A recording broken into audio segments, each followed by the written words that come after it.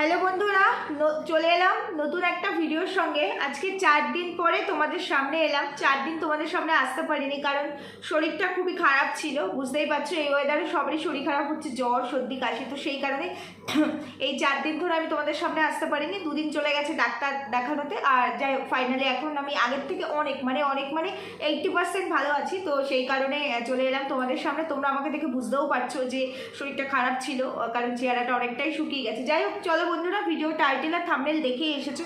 আজকে তোমাদেরকে বেশ কিছু কথা বলবো। সেটা হলো, দেখো তোমরা ভিউয়ার্স, তোমাদের ভালো লাগে তোমরা ভিডিও দেখো, কিন্তু যে ভিডিও আর কি দিচ্ছে, মানে যে কন্টেন্ট ক্রিয়েটার, তার পার্সোনাল লাইফে এত ইন্টারফেয়ার তোমরা কেন করো? মানে তোমাদেরকে কি কেউ বলেছে যে কন্টেন্ট ক্রিয়েটারদের পার্সোনাল লাইফে তোমরা ইন্টারফেয়ার করো? না, কেউ বলেনি। তাহলে যেচে পড়ে কেন উপযাজক হয়ে তোমরা কন্টেন্ট ক্রিয়েটারদের কমেন্ট সেকশানে ভুরি ভুরি কমেন্ট করো, তাদের নেগেটিভ তাদের পজিটিভ সব কিছু নিয়ে? আজকে পড়লো তো মুখের ওপর জুতোর বাড়িটা পড়লো, খুব ভালো লাগলো না। আমি নেগেটিভ থট ধরে কথা বলবো বলে বলছি না, বাট যেহেতু ভিডিওটা দেখলাম এবং সেই জায়গায় দাঁড়িয়ে, দেখো ভিউয়ার্সদের জন্য চ্যানেলগুলো আমাদের চলছে, ভিউয়ার্সদের জন্যই ক্যামেরা অন করে বসে এই যে কথা বলছি। এই ভিউয়ার্সরা যদি মুখটা ফিরিয়ে নেয়, তাহলে এই ক্যামেরাও অন থাকবে না, চ্যানেলও থাকবে না, আর আমাদের নিজেদের ফেমটাও থাকবে না। সেই জায়গায় এই যে যাদের জন্য বসে আছি, তারা আমার ভিডিও ধরে, আমার ভিডিও দেখে, আমার করা অ্যাক্টিভিটিসের ওপরে তারা তাদের ওপিনিয়ন দিচ্ছে, যেটা নেসেসারি। আননেসেসারি হলে সেখানে প্রত্যেকের রাইটস আছে, বাট নেসেসারি সেই জায়গাটাতেও যদি তাদেরকে মানে ভুল ভালভাবে এলিগেট করা হয়, মানে রং এলিগেট করা হয়, রং রুট ধরে কিছু কথা বলা হয়, তখন সেখানে খারাপ লাগে। খারাপ লাগে বলে কথাগুলো বলতে আসলাম। যাই হোক, চলো ভিডিও শুরু করেছি। এখনও ইন্ট্রো দিইনি, একটু ইন্ট্রো দিই। Hello my lovely viewers, welcome back to my channel Dimpi Lifestyle. বন্ধুরা, আমার সাথে থেকো, পাশে থেকো, চ্যানেলটিকে সাবস্ক্রাইব করো, লাইক কমেন্ট শেয়ার করো। যাই হোক, তোমরা টাইটেল আর থাম্বনেল দেখে এসেছো এবং তোমরা বুঝতেই পেরেছো আজকের কন্টেন্ট হচ্ছে অবশ্যই মারু আর পম্পম।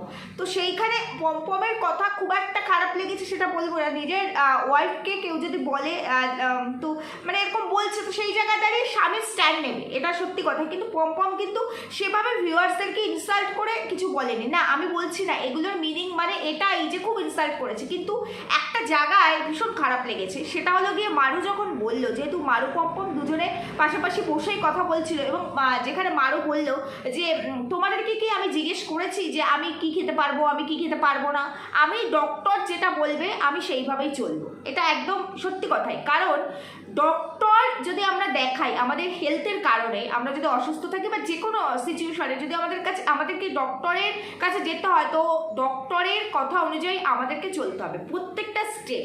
এবার দেখো, ডক্টর যা বলবে এখন এটা আমরা তাই মানতে পারি? মানে এখন ডক্টর যেভাবে বলবে, ডক্টর অনেক ক্ষেত্রে অনেক পেশেন্টকে অনেক সিচুয়েশনে, শুধুমাত্র এই প্রেগনেন্সির পিরিয়ডে বলবো না, অনেক সিচুয়েশনে ডক্টর অনেক কিছু বলে। এইভাবে চলতে হবে, এটা করা যাবে না, ওটা করা যাবে না, সিঁড়ি ভাঙা যাবে না, এই রেস্ট্রিকশানে থাকতে হবে, রেস্টে থাকতে হবে। আচ্ছা, তোমরা নিজেদের বুকে হাত দিয়ে বলো তো, কারণ প্রত্যেককে আমাদের ডক্টরের কাছে যেতে হয়। ডক্টর যা বলেছে হুবহু পাই টু পাই সেটা মেনটেন করে আমরা চলেছি, এবং ডক্টরের কথার বাইরে একটা চুলও আমরা এপাশ থেকে ওপাশে যাইনি। এটা তো হয় না। ডক্টর বলে, ডক্টরের রেস্ট্রিকশন আমরা মানি, ডক্টরের মেডিসিন আমরা খাই, তার গাইডলাইনটাকে আমরা মানি, ফলো করি। তার মানে এই নয় যে সেটা ফলো করতে গিয়ে এখনই ডক্টর যেটা বলবে সেইভাবেই আমরা চলতে পারি না। এই জায়গাটাতে আমার বড্ড খারাপ লেগেছে যে তোমরা তো কেউ বলোনি। আরে ভাই, আমরা তো কোনো কন্টেন্ট ক্রিয়েটারকে এটাও বলি না যে তুমি তোমার পার্সোনাল লাইফ দেখাও, বা তুমি তোমার জীবনে যা ঘটছে সবটা ওপেন করে দেখাও, এবং আমরা চোখ দুটো খুলে বসে আছি সেটাই দেখার জন্য, কান দুটো খুলে বসে আছি সেটাই শোনার জন্য। বলি না তো? হ্যাঁ, আমরা ভালোবাসি, তাই জন্য আমরা কন্টেন্ট ক্রিয়েটারদের ভিডিও দেখি, কারণ আমাদের ভালো লাগে। কিছু কিছু কন্টেন্ট ক্রিয়েটার ব্লগারকে আমরা ভালোবেসে ফেলি, তাদের ব্লাইন্ড সাপোর্টার হয়ে যায় বলতে পারে। সেই জায়গায় দাঁড়িয়ে আমাদের ভালো লাগে, আমরা দেখি, আমরা ওয়েট করি তার ভিডিও কখন আসবে, কিন্তু তাকে ভালোবাসি বলে। দেখো, কারো ভিডিও দেখছি, দেখতে দেখতে না, ধরো অনেক দিন ধরে দেখছি, তাকে কমেন্ট করছি, তার সব কিছু শুনছি, জানছি এবং ইন্টারেস্ট রাখছি তার সম্পর্কে, তখন একটা অধিকার বোধ চলে আসে। আর সেই অধিকার বোধটা থেকেই ভিউয়ার্সরা কমেন্ট করে, ভালো কিছু হলে ভালোটা কমেন্ট করে, খারাপ কিছু দেখলে বা তাদের সঙ্গে না মিললে পরে যে জিনিসটা ঠিক হচ্ছে না, এটা এইভাবে করলে হয়তো ভুল হতে পারে, তখন সেই ক্ষেত্রে তারা সেই রকম কমেন্টটাই করে। করে, এর বাইরে তো আর কিছু নয়। এবার যদি কোনো কন্টেন্ট ক্রিয়েটার বলে যে তোমাদেরকে তো বলিনি যে তোমরা আমাকে কমেন্ট করো বা আমাকে জানাও আমি কি খেতে পারবো কি খেতে পারবো না, তাহলে পরে তো ভাই এখানে এটাও বলতে হবে যে মারুকে তোদেরকেই বা কে বলেছে যে তোরা সমস্ত কিছু কি খাচ্ছিস সেটা তুলে ধরতে হবে ভিডিওতে, এবং সেটা তোদেরকে কেউ বলেছে যে সেটা কেউ দেখতে ইন্টারেস্টেড, তোমরা কি সেটা কমেন্ট করেছো? কেউ একটুখানি জানিও তো যে কেউ কমেন্ট করেছো কিনা। না, ও বলেছে কিছু মানুষ আছে যারা এই ধরনের কমেন্ট করে আমার খাওয়া নিয়ে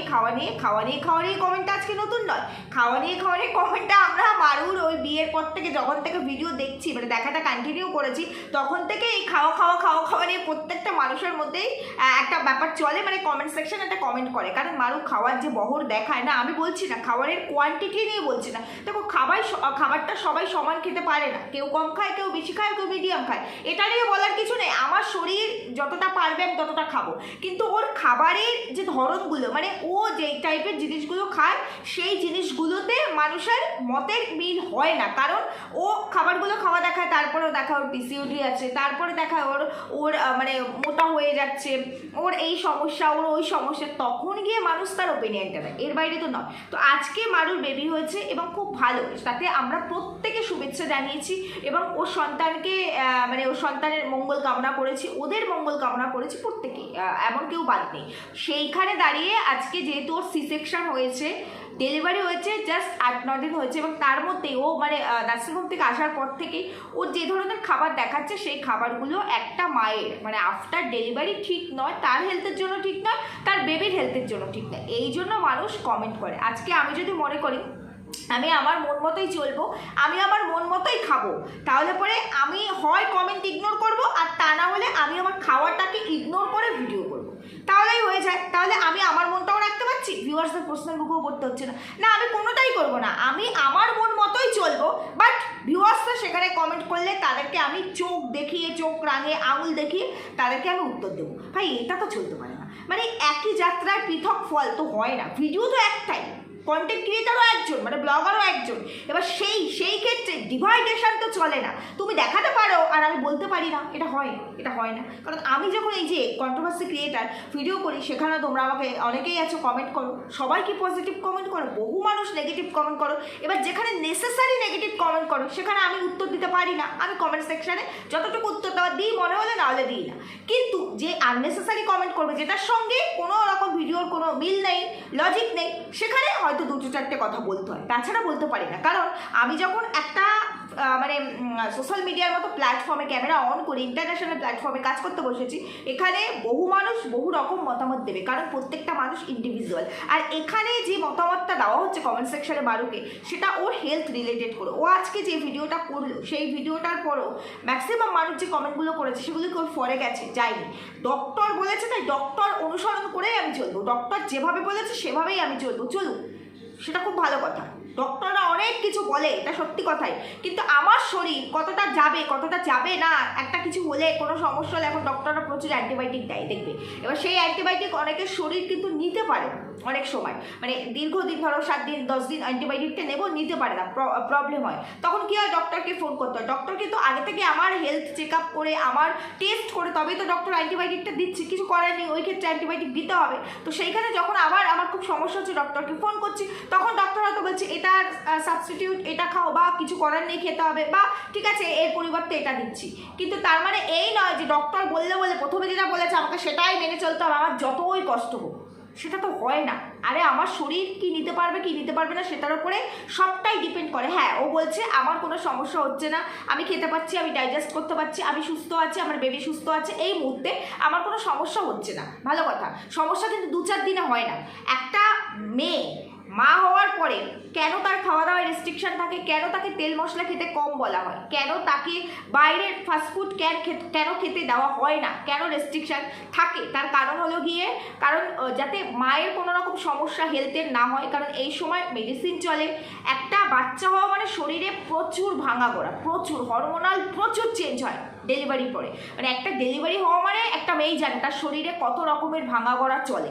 তো সেই জায়গায় সেইগুলো ব্যালেন্স হতে না বহুটা সময় নেয়। এই সময় খাওয়া দাওয়া একটুখানি এদিক থেকে ওদিক হয়ে গেলে প্রথমত আমাদের সবথেকে বড় মেজর যে সমস্যা সেটা হচ্ছে গিয়ে ডাইজেস্টে প্রবলেম হয়, গ্যাসের সমস্যা। সব সমস্যা কিন্তু এরকম নয় যে আমার খাবার হজম হচ্ছে না, বমি আছে, সব ক্ষেত্রে এটা হয় না, গ্যাস হয়ে যায়। আর আমার হচ্ছে মানে আমার বাচ্চা ব্রেস্ট ফিড করছে, তো সেই জায়গায় আমার বাচ্চাটারও হবে, কারণ আমি যা খাচ্ছি আমার বাচ্চাটাও তাই খাবে, সেটাই তো।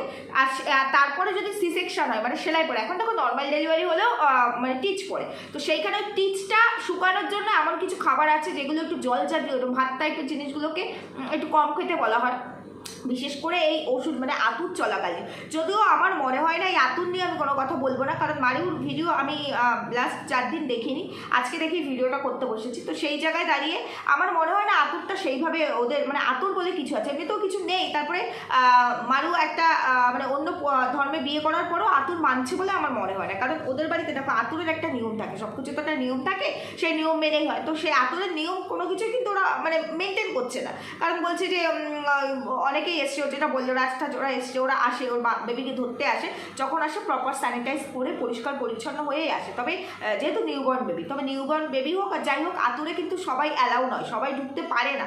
আর আতুরে যে ঢোকে তাকে চান টান করেই ঢুকতে হয় এবং বেরিয়েও তাকে চান করতে হয়। আতুরে যেই ঘরে যে ঢুকবে সে অন্য কোথাও ছোঁয়াছাড়ি করতে পারে না, এটা হচ্ছে আমাদের মধ্যে। এবার ও যেহেতু মানছে না, মানা হচ্ছে না, তো সেই জায়গায় আমার কিছু বলার নেই। কারণ দেখো সব বিষয়ে কথা বললে তো হবে না, বললেই যে মানবে ধরবে এমন না। তাছাড়া মানামানির ব্যাপার থাকে, কারণ ও এখন যেই জায়গাটাতে আছে সেইখানে এই জিনিসগুলো মানে না, মানে ওর বাড়িতে, তো সেইখানে আমি আর কিছু বলতে চাইলাম না এটা নিয়ে। কিন্তু আমার এখানে কথা হলো গিয়ে খাবারে কেন মানুষ কমেন্ট করছে, যাতে ও সুস্থ থাকে, ওর হেলথ সুস্থ থাকে, ওর বেবি সুস্থ থাকে, দুজনের কারোরই সমস্যা না হয়। এই যে বলছে আমার সেলাইতে এখনও ব্যথা করছে, কারণ একটা সি সেকশন হলে অনেকটা পেট কাটা হয়, অনেকটা টিচ পড়ে, তো সেইখানে সেলাইতে ব্যথা করাটা এটা নর্মাল, এত সহজে কমবে না। এই ব্যথাটা বেশ কিছুদিন যাবে, বেশ কিছুদিন মানে 2 মাস 2.5 মাস 3 মাস যাবে, তারপর হয়তো আস্তে আস্তে ব্যথাটা কমবে। আর এই ব্যথা কোনোদিনও কমে না, পেটে টান লাগবেই, যাদের সিজার হয়েছে তারা বোঝে। আর ওই অ্যানাস্থেসিয়ার ইনজেকশন, এই যে কোমরে পেইন সারা জীবন মানে শেষ দিন অবধি বয়ে বেড়াতে হবে, প্রত্যেকটা মেয়ে সেটা জানে যে অ্যানাস্থেসিয়ার ইনজেকশনের ঝাল কতটা, সেটা প্রত্যেকটা মেয়ে জানে। এই যে হয়ে গেল কোমরের একটা মেজর প্রবলেম, এই ব্যথা মানে মেজর মানে ব্যথা, ওই ব্যথা কোমর 2 দিন বাদে বাদে কোমরে ব্যথা, নিচে হতে পারছে না, উঁচু হতে পারছে না, এর কোনো সলিউশনও নেই। এর সলিউশন কি, ওইভাবেই চলতে হবে, নিজেকে একটু মেনটেন করতে হবে, এক্সারসাইজ, এর বাইরে কোনো সলিউশন নেই। তবে এই মুহূর্তে বেবি হয়েছে 6 মাস, তো এক্সারসাইজের গল্পই নেই। 6 মাস 1 বছর মানে যতটা পারবে ততটা নিজের হেলথকে সুস্থ রাখার জন্য অনেকটা বেশি রেস্ট থাকতে হবে, রেস্ট থাকছে, সব থাকছে, খাওয়া দাওয়ায় একটু কিছু মেনটেন করতে হয়। ডাক্তার সব বললো মানে সব খেতে হবে এরকম নেই। হ্যাঁ এখনকার আমি এটা দেখেছি, আমারও যেহেতু ওটি হয়েছে, অনেকেই বলে লেবু খাওয়া যাবে না, টক খাওয়া যাবে না, তবে ডাক্তাররা কিন্তু লেবু খেতে বলে, কারণ লেবুতে কিন্তু সেই ক্ষতিটা হয় না, লেবুতে যে সেলাই পেকে যায় এই ব্যাপারটা সেগুলো হয় না। তবে অনেক ক্ষেত্রে বয়স্ক মানুষদের, গুরুজনদের কথা মানতে হয়, কারণ তারা তো অনেক কিছু দেখে শিখে ফেস করে এসেছে, তাই তাদের কথা শুনলে আমার মনে হয় না ক্ষতি হয় কিছু, তাই জন্য আমরা শুনি, তাদের কথা শুনি। আর তাদের কথা শোনা মানে তার একটা অনেক বড় উপকারিতাও আছে, যার কারণে আমরা তাদের কথা শুনি। আর এই সময় ভাজা পোড়াটা কম খাওয়াই উচিত, ভাজা পোড়া না খাওয়াই ভালো। একদম হালকা পাতলা অল্প তেল দিয়ে জ্যান্ত মাছের ঝোল, ভাড়ালি, মোচা, তারপরে কাঁচকলা, আয়রন জাতীয়, প্রোটিন জাতীয়, ভিটামিন জাতীয় খাবারগুলো খেতে হয়। মাংসটা খেতে কেন বারণ করে, মাংসে প্রোটিন কতটা আছে, এখনকার দিনে ডাক্তাররা না খাবারের মানে ওই যাকে ধরো খুব প্রোটিন টাইপের কিছু খেতে বলে, ভিটামিন প্রোটিন যার শরীরে কম, তাকেও কিন্তু মাংসটা সাজেস্ট করে না, মাংস সবার শেষে গিয়ে থাকে। তাকে সাজেস্ট কি করে, দুধ, ডিম, ডাল, সবজি, ফল, এইগুলোই আগে সাজেস্ট করে। মাংসে কোনো রকম প্রোটিন নাই যেটা দিয়ে আমার শরীরে ভালো কিছু হবে, কারণ এখন সব কিছুর মধ্যে এত পরিমাণে ভেজাল। হ্যাঁ এবার দুধেও ভেজাল আছে, ডিমেও এখন মানে অনেক কিছু দিয়ে হয়, মুরগিকে অনেক কিছু খাওয়ানো হচ্ছে, ভেজিটেবলের মধ্যে আছে, তারপরেও সেটার একটা উপায় হয়। কিন্তু ওই মাংসটার মধ্যে এখন আর কিছুই নাই, মুখের স্বাদ ছাড়া কিছুই নাই, আর কিছু না, মানে ভালো কিছু হয় না, ক্ষতি ছাড়া। যাই হোক, সেখানে মাটনে তো কোনো উপকারিতা নাই, তবে চিকেন খেলে পরে ক্ষতি হয় না, খাওয়া যায়, কিন্তু উপকার সেরকম কিছু আছে বলে আমার মনে হয় না। আর মাংসটা খেতে বারণ করে এর কারণেই, মাংসটা একটু হার্ড হয়, মানে ওটা যাই মানে হজম হতে আমাদের একটু সময় নেয়, সেই কারণেই বলে, যেহেতু বাচ্চা ব্রেস্ট ফিড করে। এটুকুই আমার বলার ছিল। এবার তারপরে আমার বলার হলো গিয়ে খাটে বসে খাওয়া। দেখো ওর সিজার হয়েছে, নিচে বসেও খেতে পারবে না, আর বারবার হেঁটে গিয়ে টেবিলে বসে খাওয়াটাও যেহেতু আতুরের মধ্যে আছে, আতুরে থাকলে পরে ওদের মানামানি নেই, কিন্তু আমরা ওই নিজের ঘরের বাইরে বেরিয়ে তো খেতাম না, কিন্তু সেই ক্ষেত্রে একটা ছোট টেবিল বা টুলের ব্যবস্থা করলে, যেমন এই যে চেয়ারে দিয়েছে, খাটটা উঁচু চেয়ারটা নিচু, এখানেও কিন্তু খাওয়ার সমস্যা, একটা টেবিল বা টুলের একটা ব্যবস্থা করলে চেয়ারে বসে সেই টুলটার মধ্যে রেখে খেলে, আমি তো তাই খেয়েছি আতুরে, একটা টুল আর চেয়ার দিত তার মধ্যে রেখে খেতাম আর কি, ওইভাবে খাওয়ার। বিছানার মধ্যে যেহেতু বাচ্চাটা ঘুমিয়ে থাকছে, এই এঁঠো কাটা এগুলো বিছানা না আনাটাই বেটার। শুধু পিঁপড়ার ব্যাপার না, বর্ষাকালে এমনিতেই পিঁপড়ার ব্যাপারটাই যে সেটাই আসবে এমন নয়, এঁঠো কাটাগুলো মানে বাচ্চা যেহেতু আছে, একদম ছোট্ট বাচ্চা, অনেক কিছু মেনটেন করতে হয়, তো সেইখানে বিছানা বসে খাওয়াটা একেবারে উচিত নয় বাচ্চার ক্ষেত্রে। আর তারপরে পিঁপড়ার তো ব্যাপার আছে। এবার বলি, এই যে এত কথা বললো, যখন একটা ভিডিওতে কমেন্ট আসছে, তার উত্তর দিতে পারছে, তাহলে এইটুকু সেন্স আসছে না যে আমি সবেমাত্র আমার ডেলিভারি হয়েছে, আমি মা হয়েছি, একটা অন্য এই মুহূর্তে আমার নেওয়াটা ভীষণ প্রয়োজন, নাহলে খুব অড লাগে, অডের থেকেও বাজে অড লাগে। সেই সেন্সটা নেই। মানুষ কমেন্ট করলো তার হেলথের জন্য যে এই টাইপের খাবারগুলো কেন খাচ্ছ, খাবার না দেখালেই মানুষ কমেন্ট করতো না, কিন্তু তার উত্তর দেওয়ার জন্য মানুষ কিন্তু গলার জোর বেড়ে যায়। একদম সব ক্ষেত্রে আমি দেখেছি মানুষ উত্তর দেওয়ার জন্য গলার জোরটা বেড়ে যায়, কিন্তু ওকে প্রশ্নটা কী কারণে করা হয়েছে সেটা বুঝলো না। সবাই যারা করেছে তারা নেগেটিভ থট ধরে করেছে, আর অনেকে ভালোভাবে করেছে, মানে ওকে সবসময় ভালোভাবে ও যেটা করবে সেটাকেই অ্যাপ্রিসিয়েট করতে হবে, অথচ ভিউয়ার্সরা যেটা বলবে সেটা হচ্ছে কি সবগুলো ফেলে দেওয়ার মতো, জাস্ট যা ভারবে যা, এইরকমই ব্যাপার, মানে মানুষ ক্ষেত্রে এইরকম ব্যাপার। এবার আসে ডাইপারের ব্যাপারটাতে। ডাইপারের ব্যাপারটা হলো গিয়ে, ওকে ডাইপার, বাচ্চাকে সবসময় ডাইপার পরিয়ে রাখছে, তো সেখানে কি সুন্দর ও সবার ওপরে, মানে ও হচ্ছে গিয়ে সব কিছু তৈরি করে, মানে ও রিসার্চ করে, সেই কারণে বলছি ডাইপারে ক্ষতি হয় না, ডাইপারে খুব ভালো মানে হয়। বর্ষাকাল, তাই বর্ষাকালে প্রত্যেক দিন ঘুরি ঘুরি বাচ্চার জন্ম হচ্ছে, সব বাবা মায়েরা কি ডাইপার পরিয়ে রাখছে? আমাদের বাচ্চারাও না আজ থেকে 20 বছর আগে জন্মায়নি, বুঝতে পেরেছিস তো? তো সেইখানে আমাদেরও বর্ষাকাল ছিল, হ্যাঁ, তো সেই জন্য তাই 24 ঘন্টা ডাইপার পরিয়ে রাখিনি, রাত্রিবেলা শোয়ার সময় বর্ষাকালে হয়তো একটা ডাইপার দিচ্ছি, তবে আতুরে তো একদমই নয়, মানে এই অবস্থা তো একদমই নয়। ডাইপার খারাপ নয়, খুব ভালো, খুব ভালো। বাচ্চা এমনি শুয়ে থাকলো, টয়লেট করলো, হয়তো মা দেখলো না, ঠান্ডা লেগে গেল, সেই টয়লেটটা, ডাইপারের মধ্যে যে টয়লেটটা জমে থাকে ও শুষে নেয়, সেটা তো একেবারেই ক্ষতি হয় না। টয়লেটটা গরম, তার একটা ভাইব্রেশন আছে, কোনো ক্ষতি হয় না, একটা আটকা জিনিসের মতো, তার মধ্যে একটা বাচ্চার শুয়ে মানে পরিয়ে রাখা হচ্ছে ডাইপারটা, ওই টয়লেটটাই ওর মধ্যে রয়েছে, তাতে কোনো ক্ষতি হয় না। ইউরিন আমরা কি করি, পাস করি, কেন করি? কারণ ইউরিন একটা বজ্র মানে উপাদান, যেটাকে পাস করে দিলে আমাদের শরীরটা ভালো থাকে, ওটা পাস করার দরকার আছে, সেই কারণে। তো সেটা প্রত্যেকটা মানুষের ক্ষেত্রেই তাই, সে ছোটো হোক বা বড় হোক, তো সেটার মধ্যেই শুয়ে রাখা, মানে এখন প্রযুক্তি অনেক অ্যাডভান্স, আর যত অ্যাডভান্স প্রযুক্তি মানুষ তত বেশি অসুস্থ। আগেকার দিনে এই যে বললো না, আগেকার দিনে আজ থেকে 10 বছর আগে হয়েছে তোমার বাচ্চা, 20 বছর আগে হয়েছে, তখন ডাক্তার অন্যরকম ছিল, প্রযুক্তি অন্যরকম ছিল, হ্যাঁ অন্যরকম ছিল বলে তখন মানুষের মানে এত চিকিৎসার প্রয়োজন হতো না, মানুষ এত অসুস্থ হতো না। আর এখন প্রযুক্তি এত অ্যাডভান্স বলে এখন মানুষের এত অসুবিধা, এত সমস্যা, এত ক্রাইসিস, এত হেলথ প্রবলেম, এত অ্যাটাক, এত ক্যান্সার, নানান ধরনের সমস্যা। আগে কিন্তু ছিল না, আগেকার দিনের একটা মানুষ নির্দ্বিধায় 90 বছর বাঁচতে পারতো, এখনকার দিনের একটা মানুষ 50 বছরের গ্যারান্টি পায় না। কেন পায় না? আমরা তো খুব মানে প্রযুক্তিগতভাবে খুব এগিয়ে গেছি, মেডিকেল সায়েন্স অনেক অ্যাডভান্স, টেকনোলজি অনেক অ্যাডভান্স। এই অ্যাডভান্স টেকনোলজির জন্য আমাদের লাইফের মানে গড় আয়ু অ্যাডভান্স কমে এসেছে, মানে হাফ হয়ে গেছে, বুঝতে পেরেছিস? তো ওই ডাইপারে সমস্যা হয় না, ডাইপার খুব ভালো, হ্যাঁ খুব ভালো, কিন্তু ডাইপারের প্রবলেমটা কী হয়, র্যাশ চলে আসে, তারপরে একটা ওইটুকু বাচ্চা। এই মুহূর্তে এই অবস্থায় আমার মনে হয় পড়ানো উচিতই না। বর্ষাকাল থাকবেই, প্রত্যেক বছরই বর্ষাকাল আসে, আর ওইটুকু বাচ্চার জন্য হ্যাঁ অনেক মানে কাপড় হয়, অনেক কিছু হয়, তো নিচে তো ওয়াল ক্লথ পাতাই হয়, একটা কাপড় দিয়ে ধুতে হবে, কিছু করার নেই, শুকাতে হবে, ফ্যান তো সবসময় চলছে, এই ঘরে না হোক অন্য ঘরে দিতে হবে, কিছু তো মানামানি হচ্ছেই না, কারণ আমরা মানামানি করতাম, তারপরেও আমাদের বর্ষাকাল ছিল, বর্ষাকালে হয়নি, তো সেই বর্ষাকালে আমরা জামা কাপড় শুকাইনি, আমাদের বাচ্চা হয়নি, আমার সেপ্টেম্বরে হয়েছে, পুরো বর্ষা ভাদ্র মাসে, তো আমরা জামা কাপড় শুকাইনি, এগুলো অজুহাত ছাড়া কিছু নেই। তো আমি কিন্তু ভিউয়ার্সদের বলবো, মুখটা বাড়িয়ে চটটা না খেলেই মনে হয় ভালো হয়, তো যেটা ভালো বোঝে করুক না। তোমরা দেখছো ভালো লাগছে, দেখো, বাচ্চাটার জন্য তোমাদের গুড উইশেস দিচ্ছ প্রত্যেকটা ভিডিওতে দাও, এবার ওর যা ভালো লাগবে তাই করুক, ভালো হলেও ওর হবে, খারাপ হলেও ওর হবে, আমরা জাস্ট ভার্চুয়ালি দেখবো, ফিজিক্যালি কেউ যাবো না, ব্যাস এইটুকুই আমার বলার ছিল। ভুল বললাম না ঠিক বললাম জানিও, সুস্থ থেকো, ভালো থেকো, দেখা হচ্ছে পরবর্তী ভিডিওতে, টাটা।